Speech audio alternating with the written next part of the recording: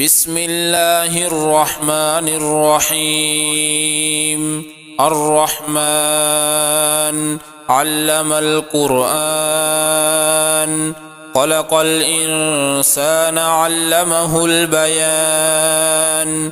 الشمس والقمر بحسبان، والنجم والشجر يسجدان. والسماء رفعها ووضع الميزان، ألا تطغوا في الميزان، وأقيموا الوزن بالقسط ولا تخسروا الميزان. والأرض وضعها للأنام، فيها فاكهة والنخل ذات الأكمام، والحب ذو العصف والريحان.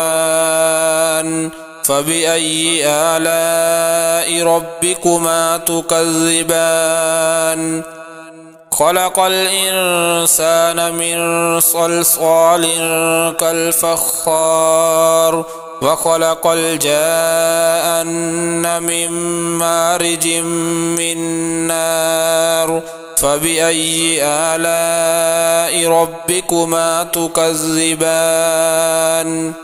رب المشرقين ورب المغربين، فبأي آلاء ربكما تكذبان؟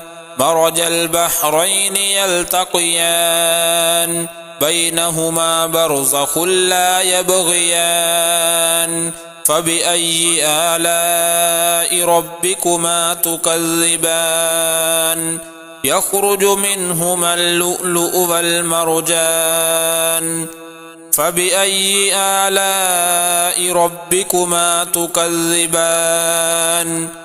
وله الجوار المنشآت في البحر كالأعلام. فبأي آلاء ربكما تكذبان؟ كل من عليها فان، ويبقى وجه ربك ذو الجلال والإكرام. فبأي آلاء ربكما تكذبان؟ يسأله من في السماوات والأرض، كل يوم هو في شأن. فبأي آلاء ربكما تكذبان؟ سنفرغ لكم أيها الثقلان. فبأي آلاء ربكما تكذبان؟ يا معشر الجن والإنس إن استطعتم أن تنفذوا من أقطار السماوات والأرض فانفذوا، لا تنفذون إلا بسلطان. فبأي آلاء ربكما تكذبان؟ يرسل عليكما شواظ من نار ونحاس فلا تنتصران. فبأي آلاء ربكما تكذبان؟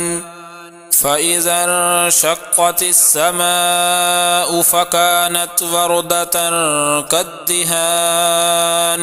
فبأي آلاء ربكما تكذبان؟ فيومئذ لا يسأل عن ذنبه إنس ولا جان. فبأي آلاء ربكما تكذبان؟ يعرف المجرمون بسيماهم فيؤخذ بالنواصي والأقدام. فبأي آلاء ربكما تكذبان؟ هذه جهنم التي يكذب بها المجرمون، يطوفون بينها وبين حميم آن. فبأي آلاء ربكما تكذبان؟ ولمن خاف مقام ربه جنتان، فبأي آلاء ربكما تكذبان ذواتا أفنان فبأي آلاء ربكما تكذبان فيهما عينان تجريان فبأي آلاء ربكما تكذبان فيهما من كل فاكهة زوجان فبأي آلاء ربكما تكذبان متكئين على فرش بطائنها من استبرق وجنى الجنتين دان فبأي آلاء ربكما تكذبان فيهن قاصرات الطرف لم يطمثهن إنس قبلهم ولا جان فبأي آلاء ربكما تكذبان كأنهن الياقوت والمرجان فبأي آلاء ربكما تكذبان هل جزاء الإحسان إلا الإحسان فبأي آلاء ربكما تكذبان ومن دونهما جنتان فبأي آلاء ربكما تكذبان مدهامتان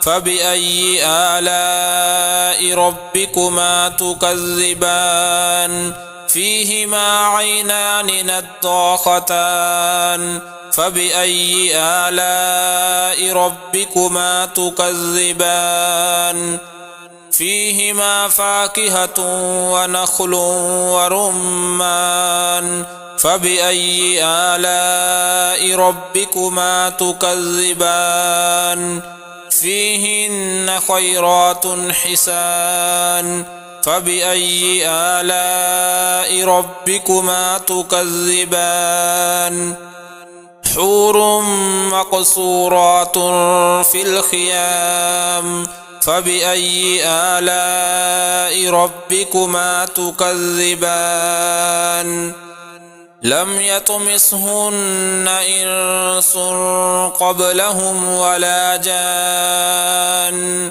فبأي آلاء ربكما تكذبان متكئين على رفرف خضر وعبقري حسان فبأي آلاء ربكما تكذبان تبارك اسم ربك ذي الجلال والإكرام